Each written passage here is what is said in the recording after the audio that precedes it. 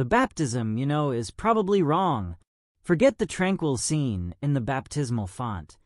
The original ritual, rule zero of the whole thing, required a radical, complete immersion, where the body was completely submerged underwater, symbolizing death and rebirth. Believe it or not, this intense practice, meant to demonstrate a life-or-death commitment, was slowly, almost surreptitiously, replaced by a simple handful of water splashed on the forehead, a change so drastic that it leaves millions of people wondering today, is the baptism I received truly valid, or was I just a light, convenient version of what should have been? The first shock is understanding what the word baptism means. It stems from the idea of total immersion. It's not about wetting your skin. It's about being swallowed and returned by the water, a cleansing that only worked if you momentarily disappeared. Think about it. If you want to clean something very dirty, you don't just dab a drop of water on it. You immerse it forcefully, right? That's right.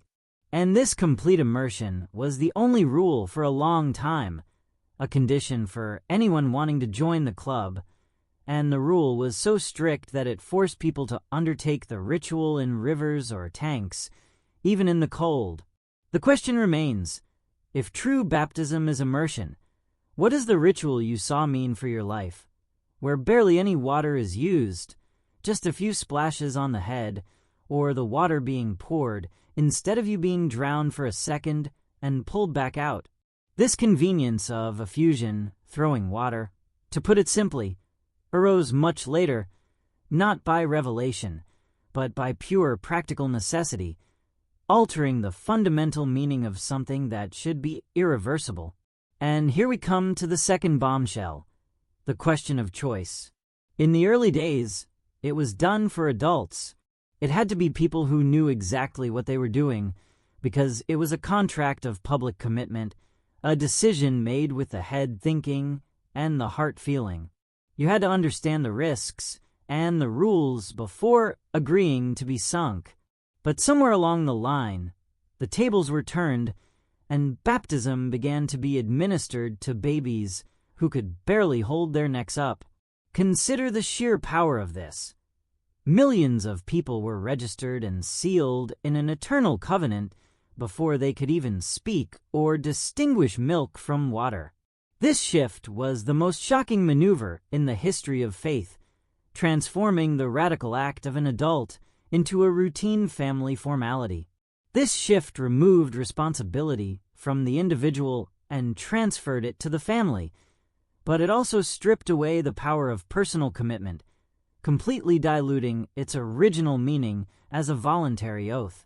The transition to infant baptism was a reflection of the sheer panic that gripped people in an age when death took children quickly. Imagine the parents' terror. If the child died before being sealed, they were lost, forever outside the rules, and this fear caused haste to take over the ceremony. It no longer mattered whether the child understood or whether there was the perfect diving tank. The priority was to protect her soul as quickly as possible, no matter the method. This fear-driven emergency changed theology in the name of safety and superstition, allowing effusion, the act of symbolically pouring water, not immersing, to become acceptable because it was quick and could be done anywhere. It was a moment when desperation and practical logistics completely overrode what was supposed to be the correct and immutable way to perform the ritual. What almost no one tells you is that, for centuries, confusion was the rule. There was no universally accepted recipe for baptism. Different regions did it in completely different ways, in a chaos that showed that, in truth, no one was certain about the format. In some places, triple immersion, 3 times in a row, was required. In others, the candidate stood while the water poured over him. This went on for hundreds of years. If the ritual were a rigid rule dictated at the beginning, how could the difference between a stamp and a deep dive have been tolerated for so long?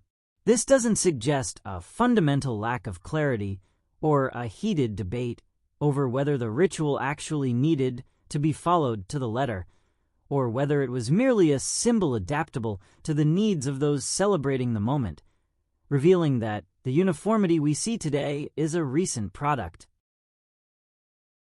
The need to create an official and uniform version only arose much later, when religious organizations became too large and needed to control what millions of people were doing. It wasn't possible to have each community create its own radical or superficial version. It was a matter of control, standardization, and administrative logistics, not primarily of individual salvation. The act of baptizing a baby and the sprinkling method, the version with drops of water, became established, gaining strength and legal authority, precisely because they were easier to monitor and apply on a large scale en masse. Think about it. The consolidation of effusion baptism and the popularity of infant baptism were victories for organization over original authenticity, forcing the belief that belated uniformity, one that only appeared long after the beginning, is the only correct one. And it was practicality that delivered the final blow to total immersion in many parts of the world. Imagine baptizing hundreds of people in the Middle Ages during a harsh European winter by immersing them completely in a frozen river, or the nightmare of building giant, constantly heated baptistries for immersion. It was expensive, complicated, and dangerous. Thus, the pouring or simple sprinkling method prevailed, as it was the easiest, quickest, and cleanest method for indoor churches. The way water is used has changed radically due to water pipes, heating, and the seasons, demonstrating that its most fundamental ceremony was shaped, surprisingly, more by engineering and geography than by any divine command requiring a specific way to immerse the head. Does this diminish or nullify the importance of your version? This debate continues to this day, dividing churches and even families. Should you be immersed as an adult who made a conscious choice, or is your childhood baptism with a few drops on the head sufficient for the rest of your life? The controversy strikes at the heart of faith. If you were baptized as an infant but decide that the real baptism is adult immersion by choice, do you nullify your first baptism? Do you join the queue again? The panic of this doubt hangs over many people. After all, the original ceremony, immersion and adult choice, was altered and ignored for the convenience of the baby's quick and easy rite, transforming the most sacred act into an automatic registration. This forces us to face the most brutal question. If they change the rules of the game and the technique, can we really trust that the end result is the same? Be honest. How uncomfortable do you feel now knowing that the rite that marked the lives of billions of people, a supposed spiritual passport, was the subject of intense debate for centuries, altered by logistics, and transformed from a radical dip into a simple sprinkle on a baby's forehead? History reveals that the rules of the game changed too late, and the method of those who are submerged contrasts sharply with that of those who are simply doused.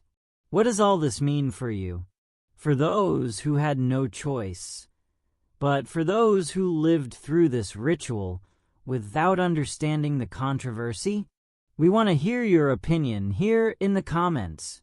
Did you already know that this ceremony was changed due to rushing the cold and practicality? Do you know anyone who was baptized again as an adult because they thought the baby baptism wasn't valid? Share your story. Tell us how you or your family dealt with this tension and what you thought of this shocking revelation. Don't miss the next videos that reveal the most intriguing and controversial facts that shaped our history and our beliefs. Give us a huge like, subscribe to the channel now, and hit the notification bell to ensure you don't miss the next reality check.